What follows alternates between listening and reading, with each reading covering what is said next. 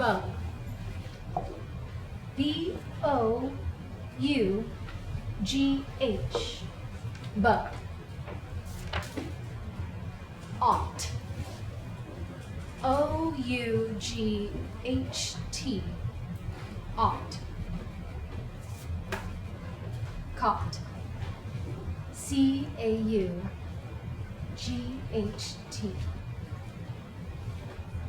I loved spelling.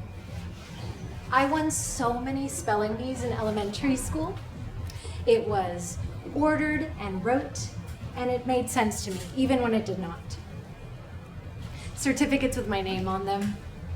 Little ice cream scented erasers.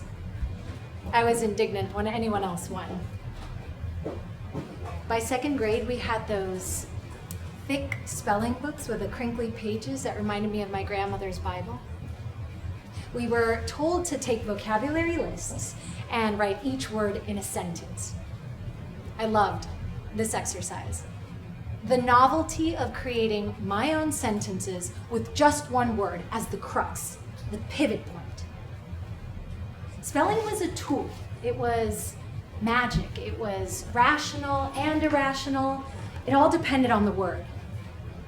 Letters, words, sentences, an orgy for my senses. When spelling bees came into my consciousness, it felt natural.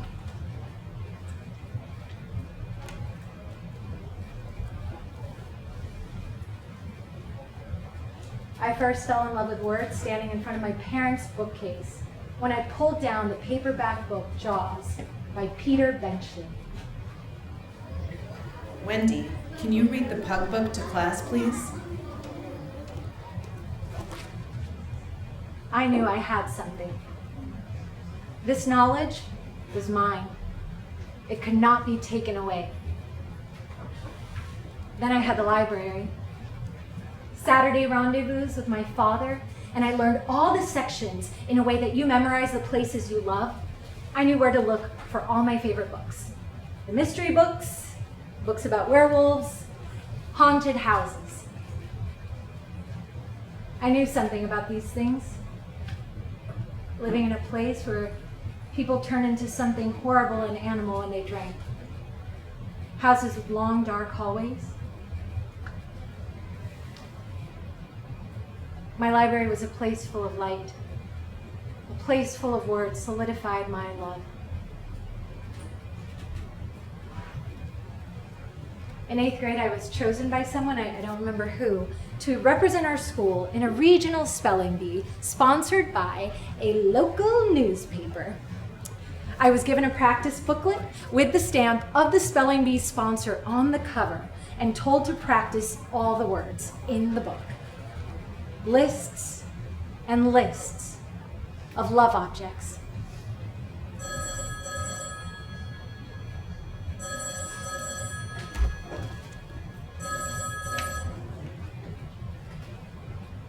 In 8th grade, I was a young adolescent who thought she was in love with her English teacher.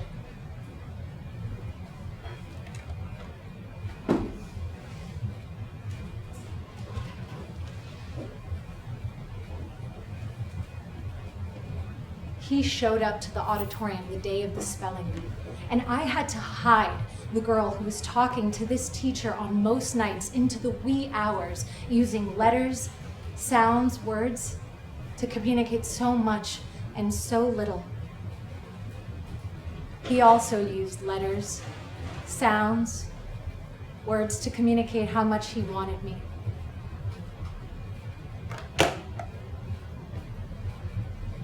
My teacher showed up to the spelling bee with a gift for me.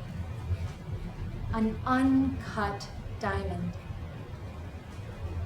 I was not a girl who understood the depth or the worth or the sentiment of such a gift.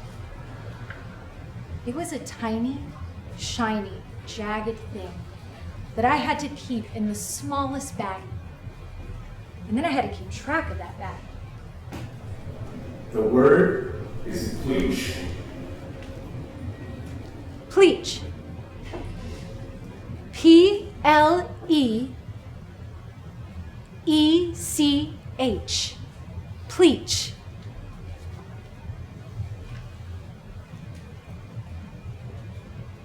I didn't last for more than a few rounds in the Regional B. I lost on a word and it felt like a trick. I had never heard it or read it and it just seemed too obvious to spell in the most easy to spell in the most obvious way, so I fucked it up. Pleach. Sort of like leech. There are a million words I've read, pronouncing them only in my head, and when I say them out loud, they come out wrong and I feel ashamed. I've betrayed my love object. And I lost the diamond. I know I lost it because many times in high school and college, desperate for money, I would search every little box. I would dig my fingers into the velvety crevices of jewelry boxes. Gone. Pleach. To interweave. Branches, vines, etc. As in a hedge or arbor.